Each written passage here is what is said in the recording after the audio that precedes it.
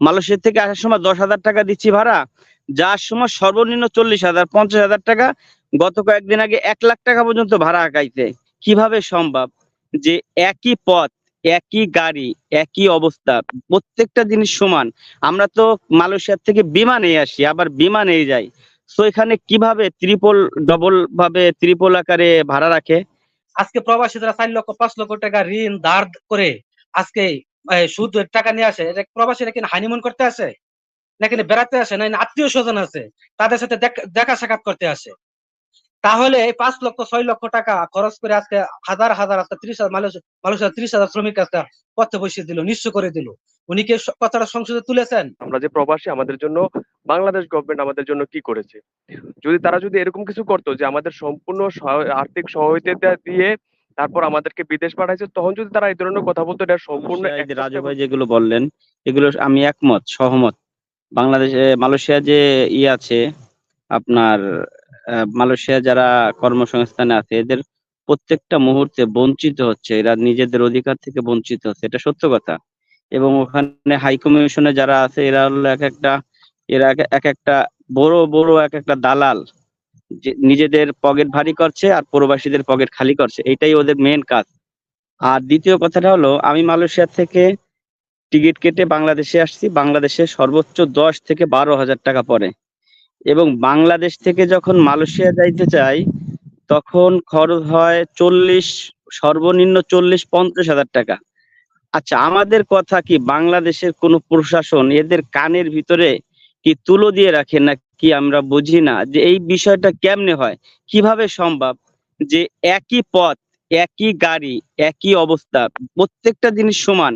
আমরা তো মালয়েশিয়া থেকে বিমানে আসি, আবার বিমানেই যাই। সো এখানে কিভাবে ডবল ভাবে ত্রিপল আকারে ভাড়া রাখে? মালয়েশিয়া থেকে আসার সময় 10,000 টাকা দিচ্ছি ভাড়া, যাওয়ার সময় সর্বনিম্ন 40,000 50,000 টাকা, গত কয়েকদিন আগে 1,00,000 টাকা পর্যন্ত ভাড়া আগাইছে। বাংলাদেশে মানুষ নেই নাকি? এইগুলো কি সব অমানুষের বাচ্চা এরা? এই প্রশাসন, এই আওয়ামী লীগ দুর্নীতিবাজ, এরা কি দেখে না এগুলো?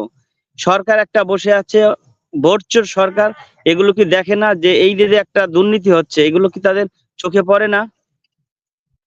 আমরা যে প্রত্যেকটা মুহূর্তে কথা বলে যাচ্ছি, আপনি দেখেন মনির ভাই, একটু দেখেন, আমাকে একটু সময় দেন, যে কিভাবে সম্ভব, এটা আমার মাথায় আসে না আরো।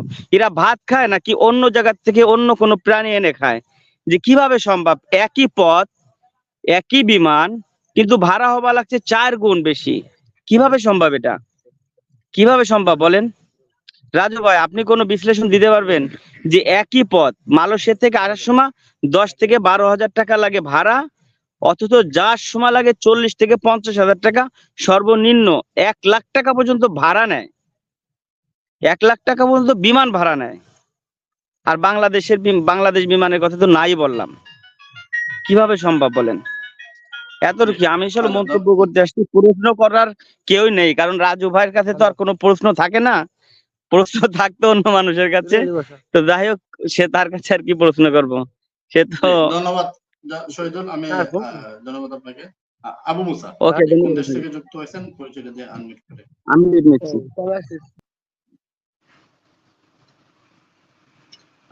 ধন্যবাদ। ভয়েস অফ পিপলের প্রিয় সঞ্চালক এনামুল হক মনির ভাই সহ আপনার প্যানেলের সকল সম্মানিত বন্ধুকে আমার পক্ষ থেকে সালাম, আসসালামু আলাইকুম রহমতুল্লাহি ওয়া বারাকাতুহু। রাজু স্যার ভালো আছেন? এনামুল হক মনির ভাই, আপনার মাধ্যমে আপনি যে বিষয়টা আলোচনায় নিয়ে আসছেন, আপনার মাধ্যমে বর্তমান যে মাননীয় সাংসদ উনি সংসদ দাঁড়িয়ে কথাটা বলেছেন, ঠিক আছে, প্রবাসীদেরকে নিয়ে আমি আপনার মাধ্যমে ওনার কাছে, সংসদের কাছে প্রশ্ন রাখতে চাই। উনি কি জানেন, ওনার কাছে কি ডাটা আছে প্রবাসে প্রায় 1,20,00,000 মতো শ্রমিক বা প্রবাসী আমরা আছি, তার মধ্যে কতজন বৈধ আছে আর কতজন অবৈধ আছে? উনি যে কথাটা বলেছেন, ঠিক আছে, এখন যারা বৈধ আছে ওনারা না হয় টাকা পাঠাইলো বৈধ পথে, আর যারা অবৈধ আছে, তাদের কাগজপাতি নাই, ভিসা নাই, পাসপোর্ট নাই, তারা কি করবে? তারা কিভাবে পাঠাবে? ওই সংসদ ওই কথাটা বলার আগে তাদেরকে, এই বৈধ যারা অবৈধ যারা আছে তাদেরকে কি বৈধ করে কাগজপত্র ঠিক করে দেওয়ার পরে যদি কথাটা বলতো, তাহলে কেমন হতো? তাহলে কি সে বলতে পারতো, আচ্ছা সেটা না বলে আজকে হয় না আমাদের প্রায় 50-60 লক্ষ লোক এখন আমার জানা মতে আছে অবৈধ। উনি যে এরকম ভাবে একটা কথা বলে দিলেন প্রবাসীদেরকে নিয়ে, আজকে যে মালয়েশিয়া যে সমস্যাটা হলো, আজকে সরকার দলের 4 জন সংসদ সদস্য ওখানে জড়িত, উনি কি এই কথাটা সংসদে তুলেছেন? আজকে প্রবাসীরা 4 লক্ষ 5 লক্ষ টাকা ঋণ ধার করে আজকে সুদ টাকা নিয়ে আসে, এটা প্রবাসীরা কিনা হানিমুন করতে আসে, নাকি বেড়াতে আসে, না আত্মীয় স্বজন আছে তাদের সাথে দেখা সাক্ষাৎ করতে আসে? তাহলে এই 5 লক্ষ 6 লক্ষ টাকা খরচ করে আজকে হাজার হাজার আজকে 30,000 মানুষের 30,000 শ্রমিক আজকে পথে বসিয়ে দিল, নিঃস্ব করে দিল। উনি কি কথাটা সংসদে তুলেছেন, বলেছেন? না, বলেন নাই। তাহলে উনি এইভাবে কেন এই কথাটা বললেন? কি কারণে বললেন? প্রবাসীদেরকে কেন টার্গেট করলেন? প্রবাসীরা কি কোনো ক্ষতি করছে? ক্ষতি তো করে নাই। আজকে আমরা আমাদের টাকা কষ্ট করে আমরা ঋণ করে সুদ করে ধার করে আমরা প্রবাসে এসেছি। আজকে বাংলাদেশে কর্মসংস্থান থাকতো তাহলে কি আমরা প্রবাসে আসতাম, এত কষ্ট করতাম, আত্মীয় স্বজন মা বাপ এই জন্মভূমি ছেড়ে আমরা কি প্রবাসে থাকতাম? না, থাকতাম না। আজকে বাংলাদেশে কর্মসংস্থান নাই বিদায় আজকে সাধারণ মানুষ নিজের ফ্যামিলিকে একটু সুখী রাখার জন্য, ভালো রাখার জন্য, বা বাংলাদেশের অর্থনীতিটাকে একটু ভালো রাখার জন্য সেই জন্যই তো প্রবাসে আসছে। এখানে হানিমুন করতে আসে নাই, এখানে বেড়াতেও আসে নাই। এটা তাদেরকে বুঝতে হবে। তাদের গায়ের জোরে কথা বললে হবে না। তারা যা বলে গায়ের জোরে বলে, ক্ষমতা আছে তো এজন্য গায়ের জোরে বলে। এভাবে হয় না, এভাবে একটা দেশ চলতে পারে না। আজকে প্রবাসীরা এরকম কষ্টের মধ্যে রেখে উনি যে কথা বলেছেন, ঠিক আছে, উনার এটা ঠিক হয় নাই। প্রবাসীদেরকে যে নিয়মিত যেন প্রবাসীকে হুমকি দিয়েছে, হুমকি হয়ে গেছে, ঠিক আছে। রাজু স্যারের কাছে আমি জানতে চাই, রাজু স্যার একটু বলবেন, ঠিক আছে, এই যে উনি এই কথাটা বলেছেন, এই কথাটার যুক্তিযুক্ততা আসলে কতটুকু আছে? আর আপনি প্রবাসীদের কি মেসেজ দিতে চান? প্রবাসীদের কি বলতে চান? আপনার মাধ্যমে প্রবাসীদের মেসেজটা কি হতে পারে? যে এই মুহূর্তে উনার বক্তব্যের পরিপ্রেক্ষিতে প্রবাসীরা কি পদক্ষেপ নিতে পারে, মেসেজটা কি হতে পারে, এটা আপনি দয়া করে প্রবাসীদেরকে উদ্দেশ্য করে আপনি বলবেন। ধন্যবাদ আপনাকে। আসসালামু আলাইকুম ওয়া রাহমাতুল্লাহি ওয়া বারাকাতুহু। সাজ্জাদ কবির ইমন আনমিউট করে বলেন। আসসালামু আলাইকুম। উপস্থিত সকলকে আমার সালাম এবং অভিনন্দন। আমি দুবাই থেকে বলছি এবং আমার বলার উদ্দেশ্য হচ্ছে এটা, যেমন আমরা চায়নাতে, আমি সৌদি আরব এর আগে সৌদি আরব ছিলাম। আমি এখানে দেখছি যে ওখান থেকে যে চাইনিজ যে লেবার আসতো, তাদেরকে সবাইকে কোম্পানি এবং গভর্নমেন্ট সহযোগিতা করে তাদেরকে সৌদি আরব নিয়ে আসতো এবং সবাইকে আহ, চায়না গভর্নমেন্ট আর্থিক সহযোগিতা অগ্রিম প্রদান করত এবং সার্বিক সব ধরনের সহযোগিতা করে তারপর তাদেরকে নিয়ে আসতো এবং মাসিক বেতন দিত। আমাদের গভর্নমেন্ট আমাদের জন্য কি করেছে? আমরা যে প্রবাসী, আমাদের জন্য বাংলাদেশ গভর্নমেন্ট আমাদের জন্য কি করেছে? যদি এরকম কিছু করতো যে আমাদের সম্পূর্ণ আর্থিক সহায়তা দিয়ে তারপর আমাদেরকে বিদেশ পাঠাইছে, তখন যদি তারা এই ধরনের কথা বলতো, এটা সম্পূর্ণ অ্যাকসেপ্টেবল ছিল।